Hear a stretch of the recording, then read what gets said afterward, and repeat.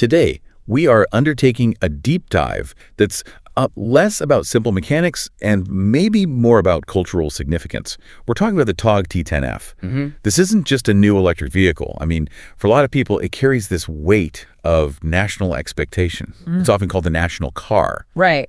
And that intensity, it means the decision to buy one is loaded with excitement, but excitement alone doesn't pay the bills or guarantee reliability. No, it doesn't. We've got a fantastic set of source materials here, a really detailed buyer's guide with pros and cons, and our mission is to peel back those layers of hype. Okay, let's unpack this. Well, and that highly charged atmosphere you mentioned, that's precisely why a purely rational assessment is so crucial. Exactly. The data you've shared is, honestly, it's refreshingly candid. It reminds us that an emotional connection, well, it doesn't fix a software bug. Or make a stroller fit in the trunk. Or make a stroller fit in the trunk, exactly. Yeah. So our goal here is to set aside all the external noise and just have a serious conversation based on the hard evidence. The material strengths of the car versus the practical challenges of, well, the world it has to live in. The infrastructure, yep. So we're separating the compelling design and that raw performance from what is really a lifestyle commitment this vehicle demands. Yeah. It's a discussion about what the T10F offers versus what it requires from you, the owner. We need to see if the aspiration really matches the application for the everyday driver who's considering this, major purchase. Let's start with the fun stuff, because the sources are crystal clear on the immediate appeal. Oh, absolutely. Togg has managed something special here in terms of just presence. The design is undeniable. It's sleek, it's modern, and the data really stresses its fantastic road presence. It really does. And this one observation from the material is striking. It says it turns heads more than some German cars that cost twice as much. Which is a huge statement. And I think that says something about the design team, that they achieved this premium look without that premium price tag. And what's fascinating here is how Togg uses the built-in advantages of an EV to deliver really high performance for the cost. You mean performance per dollar? Genuine performance per dollar. Yeah. The source material highlights that you're getting massive power for your money. This isn't just about having an electric motor. It's about their supply chain and their design efficiency, allowing them to put more of the budget into the actual driving dynamics. And you feel that instantly, right? In the driving experience. It's not like a combustion engine with gear shifts and turbo lag and all of that. EV torque is just there. It's immediate. The material notes the acceleration is visceral. It has that kind of instantaneous thrust that, and I'm quoting, pushes you back in your seat. Which is a feeling that, until pretty recently, was reserved for very, very high-end sports cars. For a lot more money. For a lot more money, yes. But we should also connect that performance to real-world use, not just thrills. Good point. The data specifically mentions that passing trucks on the highway is effort. And you should think about that safety factor, right? The ability to make quick, decisive moves when you need to. That power is always available. It's not like you have to downshift. It's always there, regardless of your speed. It elevates the whole driving experience and, frankly, makes it safer. For this price point, the T10F is delivering an unmatched mix of looks and performance. So it sounds like a clear winner. You look amazing, you drive aggressively, and you get great value. But there's always a but, isn't there? That elite performance, it comes at a cost. Let's talk about the support system needed for a car this advanced. Right. Because the buyer's guide warns us we have to flip the coin and talk about the challenges that are, well, structural. They're not just superficial. Okay, so the moment you buy the T10F, you're essentially subscribing to an ecosystem that the sources clearly state is still maturing. Still maturing. It's a very diplomatic way of putting it. And that maturity gap is really the main source of friction. It translates into lifestyle changes for the owner that you can't really avoid. And the central hurdle for any new EV owner is the charging network. The source material doesn't sugarcoat this at all. It calls it a potential headache during holidays. Yeah, but we need to go deeper than just long lines, though. What are the specific issues that cause that friction? Well, it's the inconsistency. That's the killer. Right. You aren't just facing maybe having to wait. You're facing charger anxiety. The data implies this stress of pulling into a station and finding, 2 of the 4 chargers are broken. Or your payment app won't connect. Or the charging speed isn't what was advertised because the grid is stressed. You're replacing that 5-minute guarantee of a gas station with this highly variable, sometimes really stressful, 45 to 60-minute commitment. This raises an important question. Can the average driver afford that level of drama? Because the burden of that maturing ecosystem lands squarely on you, the consumer.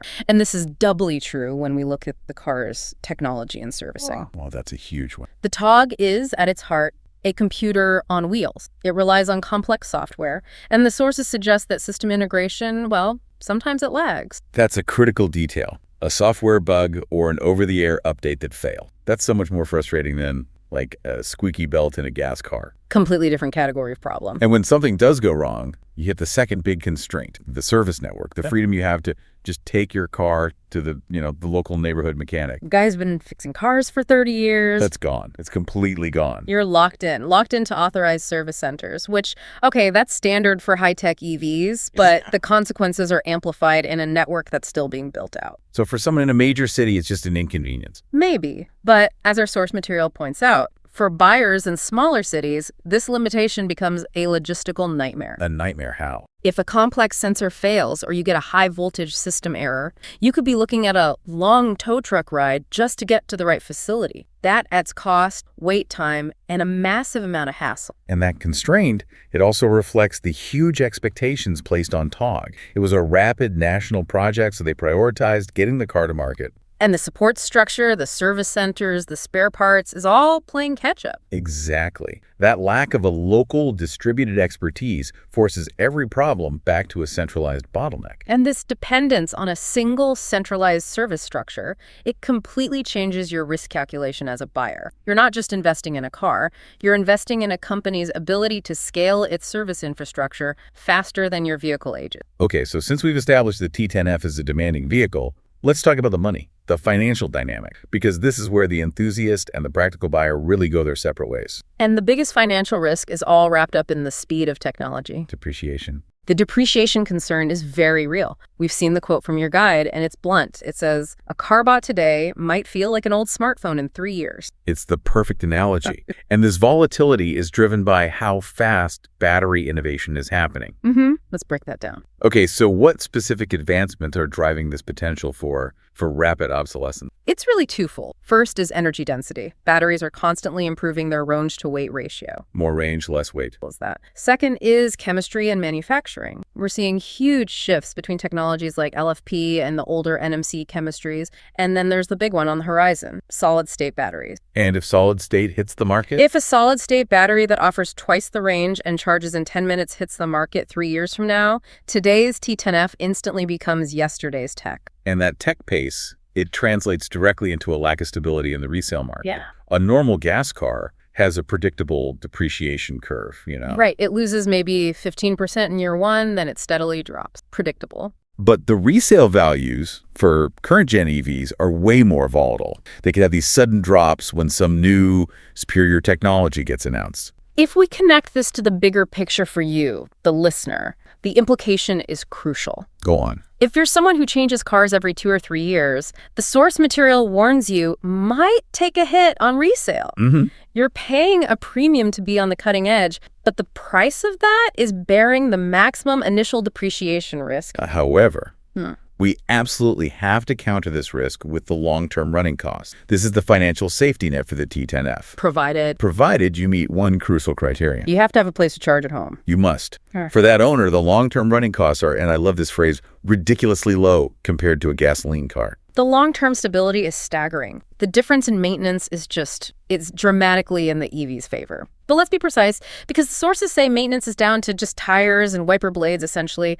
But we know there's a little more to it. A little more nuance, right? You don't have oil changes or spark plugs or transmission fluid. Yeah. That eliminates the vast majority of expensive, time-consuming mechanical work. Sure. But we should acknowledge the T10F still needs checks on things like battery thermal management fluids, brake fluid. And eventually brake pads, although regenerative braking makes those last a lot longer. A lot longer. Exactly. So while you still have some fluids, you eliminate that constant mandatory engine fluid management. And that massive reduction in complexity, plus the huge savings on fuel if you charge off-peak at home. It's a powerful financial counterbalance to that early depreciation risk. So you're trading initial volatility for guaranteed long-term savings on operations. That's the trade-off right there. And as we move into our final summary, we really hope this balanced analysis is helping you out. And please leave us a comment below.